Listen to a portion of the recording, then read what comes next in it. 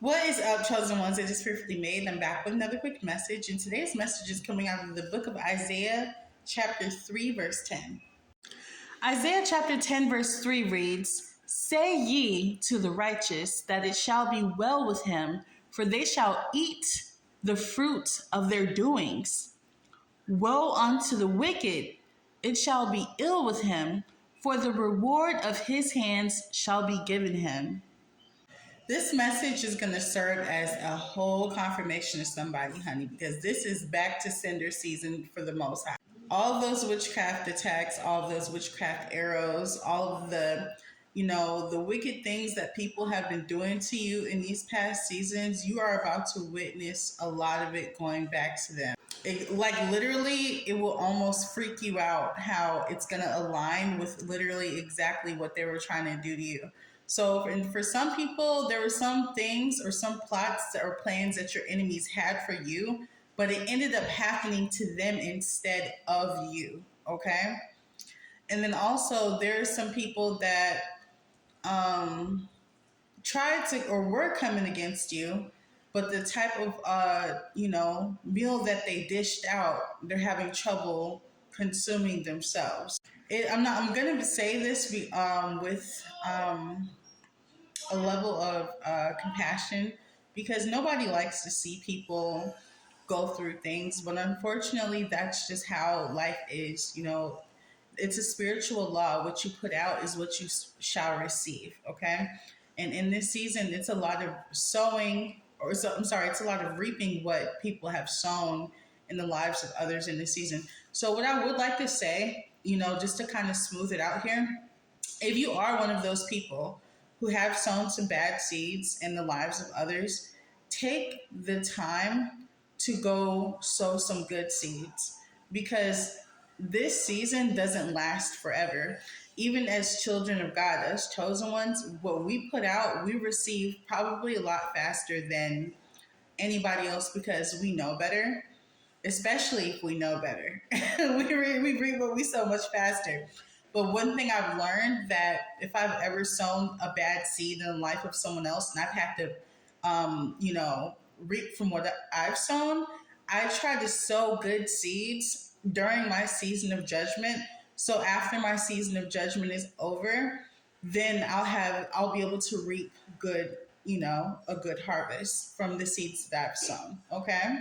And that's just a tip for anybody who might be reaping from some bad seeds that may have sown in the life of other people. Don't take this as like a haha, this is what you get, God is gonna get you. This should be like a moment for you to just kind of reflect and be like, you know what, man, I could make some good changes in my life, and this could be the time for me to reflect and just take a moment to think about what areas in our lives that we could change, and how we could be a positive influence in the lives of others, or maybe change some of the decisions that we make moving forward by sowing good seeds, right? And that goes for me too. I'm not perfect, like I've had to reap from what I've sown in the past more than a few times, And so, like I said, don't take this as a ha ha, that's what you get. This is more so like a let's try moving forward to sow more positive seeds, so that we don't have to, undergo this type of judgment again. Okay, chosen ones. And for those who are, victims of, people attacking them, take a moment to pray for them and pray that the Lord, is that the will of God is done in their life, number one. And then also pray that they have the strength to overcome and to repent and turn back to God, okay?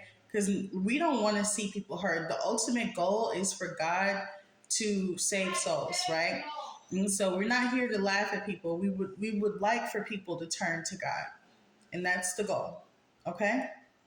I love you guys so much, and that is the message. And also, it says in Proverbs, what does it say? Laugh not when your enemy falls. Let me Google this real quick, because this is what people really should know. Proverbs chapter 24, verse 17 through 18, King James Version says, "Rejoice not when thine enemy falleth, And let not thine heart be glad when he stumbleth, lest the Lord see it and it displease him, and he turn away his wrath from him. This is one of the most overlooked Bible verses out of all of the list of overlooked Bible verses. Sometimes we'll see our enemies going through something, and then we'll laugh at them, and then we'll see God like flipping the script or changing the whole narrative, and you're just like, whoa, what just happened? Like she was going down or he was going down 2 seconds ago, and now God is lifting him up. Well, it's because you probably laugh. When you laugh at your enemies when they're falling, or when God is in the middle of judging one of your enemies and you laugh, it displeases God. And that is enough for him to turn away his wrath at them. So when you see your enemies falling, do not laugh. Do not laugh. Because that's the easiest way for God to just say, look, okay, you think it's funny? You think it's funny to see me judge one of my children? Because a lot of us are children of God. Okay, even the children of God that don't know that they're children of God are children of God, even if they're being wicked. And he hates that he has to judge them.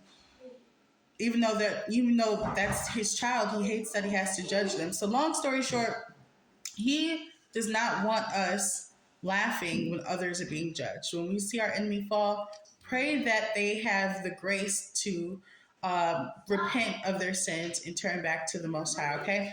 And that's the end of that message there. I love you guys so much, and check out my store. It's the Yah Deserves the Glory store online, and check out the clip. I'll leave a link in the comments for you guys. I love you guys. Talk soon. Y'all will in peace.